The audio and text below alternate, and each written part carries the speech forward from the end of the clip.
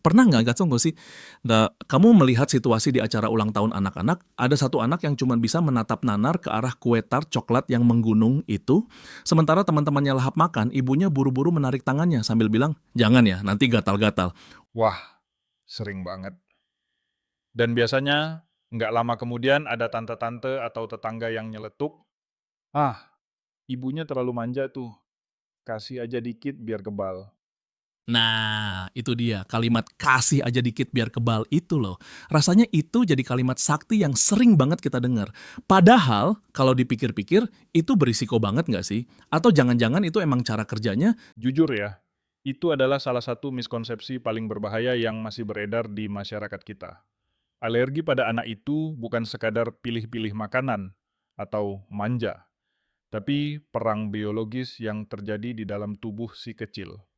Dan hari ini kita bakal bedah habis-habisan mana yang mitos, mana yang fakta, supaya kita nggak salah langkah lagi. Setuju, karena kasihan banget kalau sampai salah penanganan cuman gara-gara kita percaya katanya orang dulu. Oke, kita mulai dari dasarnya dulu deh. Banyak orang menganggap alergi itu penyakit orang kaya atau penyakit gaya hidup modern. Mitos atau fakta? Itu mitos yang agak lucu sebenarnya, tapi ada sedikit irisan faktanya. Begini, alergi itu tidak memandang status sosial ekonomi. Alergi itu murni reaksi sistem imun. Bayangkan sistem imun anak itu seperti satpam perumahan. Oke, satpam. Nah, pada anak yang alergi, si satpam ini paranoid. Dia melihat zat yang sebenarnya tidak berbahaya, misalnya protein kacang atau telur, sebagai penjahat kelas kakap. Jadi, begitu zat itu masuk, si satpam ini heboh, membunyikan sirine, memanggil pasukan SWAT, dan terjadilah peradangan, gatal, atau pada sesak napas. Jadi ini soal sistem pertahanan tubuh yang lebay ya. Betul, hiperaktif. Nah, kenapa dibilang penyakit orang modern? Karena ada teori yang namanya hygiene hypothesis.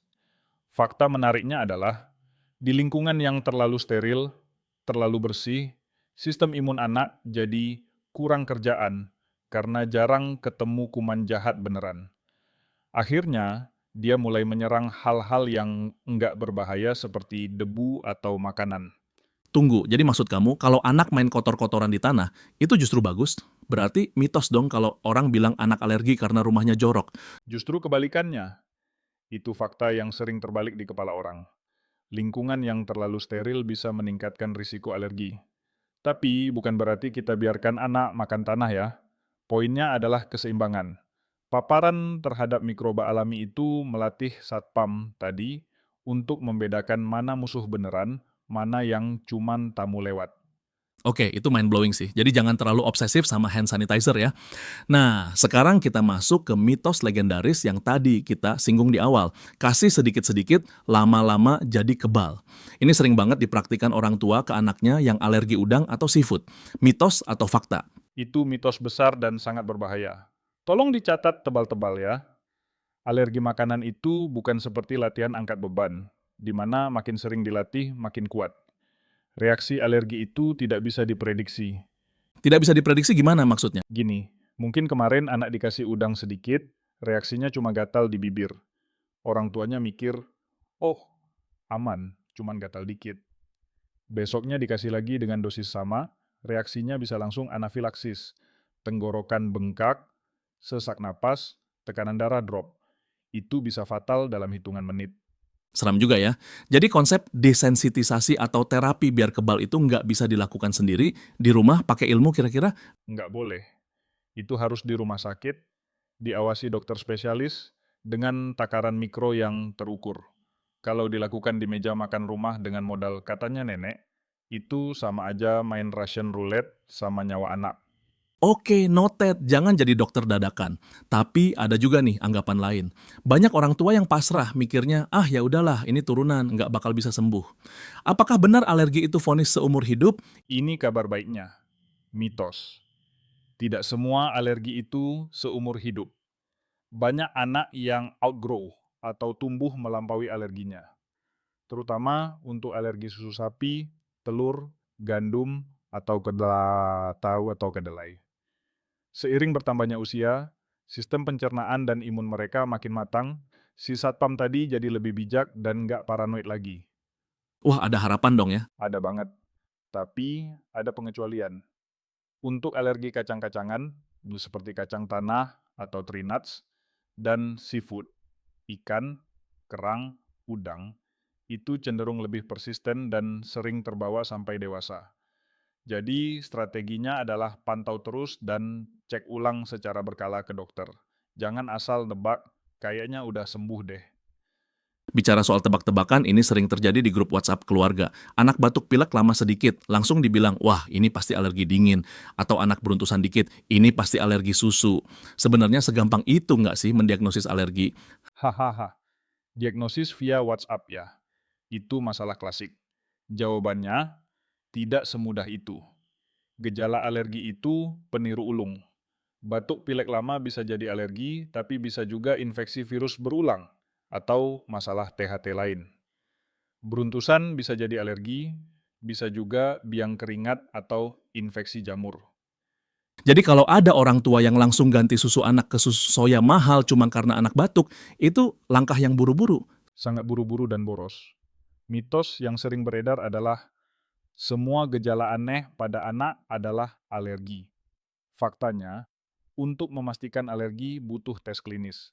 Ada tes cukit kulit, skin prick test, atau tes darah IgE. Jangan mendiagnosis anak berdasarkan feeling atau omongan tetangga. Kasihan anaknya, nutrisinya bisa terganggu kalau dia dipantang makan ini, itu padahal sebenarnya nggak alergi. Bener juga, efeknya ke tumbuh kembang ya kalau dietnya terlalu ketat tanpa dasar medis. Tepat sekali. Bayangkan anak masa pertumbuhan dilarang makan telur, susu, ikan, padahal itu sumber protein utama. Cuman karena diagnosis yang salah. Itu bisa bikin stunting atau malnutrisi. Jadi, faktanya, alergi harus dibuktikan dengan data medis, bukan asumsi. Oke, kita geser sedikit ke mitos soal pemicu. Orang taunya alergi itu cuma makanan atau debu. Padahal sekarang banyak banget produk hypoallergenic buat bayi, dari sabun sampai deterjen. Apakah pewangi dan sabun benar-benar bisa memicu alergi separah makanan? Ini fakta. Kita sering lupa bahwa kulit adalah organ terbesar tubuh. Pada anak dengan bakat alergi atau dermatitis atopik, eksim, barrier atau lapisan pelindung kulit mereka itu rapuh. Seperti tembok yang semennya kurang, jadi gampang retak. Metafora yang bagus. Jadi kalau temboknya retak, apa yang terjadi? Bahan kimia iritatif seperti pewangi buatan, fragrance, deterjen yang keras, atau pewarna baju bisa masuk lewat celah itu dan memicu peradangan. Jadi bukan cuma makanan yang masuk mulut, apa yang nempel di kulit juga krusial. Makanya, kalau anak punya bakat alergi, pilih produk yang fragrance free, bukan sekadar yang wanginya enak. Wah, ini tamparan keras buat yang suka cium-cium bayi karena wangi bedaknya semerbak. Ternyata wangi itu bisa jadi musuh ya. Betul, wangi buat kita, racun buat kulit sensitif mereka. Satu lagi nih yang sering jadi perdebatan, soal genetik. Kalau bapak ibunya nggak ada yang alergi, anaknya pasti aman. Mitos atau fakta? Itu mitos yang membuai rasa aman palsu. Memang, kalau kedua orang tua alergi, risiko anak kena alergi bisa sampai 60-80%. Kalau satu orang tua, risikonya sekitar 30-40%. Tapi, kalau kedua orang tua tidak punya riwayat alergi pun, anak masih punya risiko sekitar 15% untuk mengembangkan alergi. Loh, kok bisa? Datang dari mana itu? Mutasi genetik, faktor lingkungan, polusi, pola makan, penggunaan antibiotik dini, banyak faktor. Alergi itu kompleks. Dia hasil kawin silang antara genetik dan lingkungan. Jadi, jangan kaget kalau di keluarga yang bersih dari riwayat asma atau alergi, tiba-tiba muncul satu anak yang alergi berat. Itu bukan kutukan, itu biologi. Jadi intinya kita semua harus waspada ya, nggak peduli silsilah keluarga kita sesehat apa. Betul, kewaspadaan itu kuncinya. Dan yang paling penting adalah edukasi lingkungan. Seringkali tantangan terbesar orang tua dengan anak alergi bukan pada anaknya, tapi pada lingkungan sosialnya. Maksudnya gimana tuh? Yaitu tadi, Nenek yang diam-diam ngasih coklat, guru di sekolah yang lupa cek komposisi snack, atau teman yang bullying karena si anak bawa bekal beda sendiri. Kita butuh membangun empati, bahwa alergi ini bukan gaya-gayaan, ini soal keselamatan nyawa. Setuju banget. Ini poin yang dalam sih. Kadang kita sebagai orang luar gampang banget ngejudge, ribet banget sih ngurus anak. Padahal orang tuanya itu lagi berjuang menjaga nyawa anaknya setiap kali jam makan tiba. Persis. Dukungan sosial itu penting. Kalau ada teman atau kerabat yang anaknya alergi, jangan diceramahi mitos-mitos tadi. Cukup tanya, apa yang bisa dimakan, apa yang harus dihindari. Itu sudah sangat membantu. Simpel ya pertanyaannya, tapi dampaknya besar. Oke, sebelum kita tutup, kalau kamu bisa kasih satu pesan pamungkas buat para orang tua atau calon orang tua yang lagi dengerin ini, apa yang paling krusial? Pesan saya, trust science, trust your doctor, not the myths. Jangan jadikan anak kelinci percobaan untuk mitos yang belum terbukti. Kalau ragu, tes medis. Dan ajarkan anak untuk speak up soal kondisi badannya sendiri sejak dini, supaya dia bisa melindungi dirinya saat kita nggak ada di sampingnya. Powerful. Ajarkan anak untuk jadi satpam bagi dirinya sendiri ya. Betul sekali. Wah, 10 menit ini rasanya padat banget daging semua isinya. Dari satpam paranoid, tembok retak, sampai bahaya diagnosis via WhatsApp.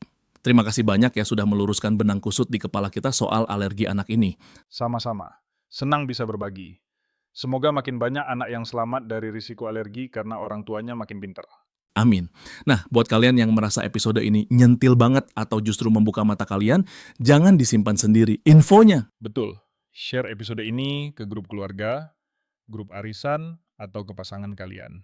Karena satu klik share dari kalian bisa jadi menyelamatkan anak orang lain dari kesalahan penanganan alergi. Dan jangan lupa pencet tombol like. Kalau kalian suka diskusi kayak gini, tinggalkan komen di bawah soal pengalaman kalian menghadapi mitos alergi. Kita pengen banget baca cerita-cerita ajaib yang pernah kalian dengar. Dan pastinya subscribe supaya nggak ketinggalan obrolan-obrolan kritis dan seru lainnya di episode depan. Kita pamit undur diri, jaga kesehatan, dan jadilah orang tua yang cerdas. Sampai jumpa. Sampai jumpa!